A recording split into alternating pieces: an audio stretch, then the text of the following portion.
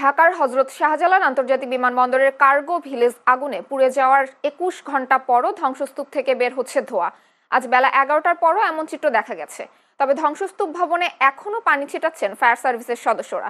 এদিকে অগ্নিকাণ্ডের একদিন পরও পুরোপুরি স্বাভাবিক হয়নি ফ্লাইট চলাচল। বিমান ওঠানামা শুরু হলেও শিডিউল অনুযায়ী ফ্লাইট ছাড়তে পারছে না বেশিরভাগ এয়ারলাইন্স। এতে যাত্রীদের ভোগান্তি চরমে পৌঁছেছে। গতকাল রাতে শিডিউলে থাকা অনেক ফ্লাইট ছাড়তে হয়েছে আজ সকালে। এমনকি আজ সকালে নির্ধারিত ফ্লাইটগুলোকেও ছাড়তে হচ্ছে ২ থেকে ৩ ঘন্টা দেরিতে।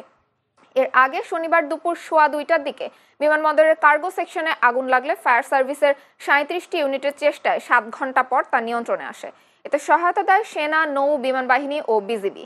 এ ঘটনায় ধীরে ধীরে ক্ষয়ক্ষতির চিহ্ন ফুটে উঠেছে। কার্গো সেকশনে অগ্নিকাণ্ডের কারণ ও ক্ষয়ক্ষতি নিরূপণে পৃথক ২টি তদন্ত কমিটি গঠন করা হয়েছে।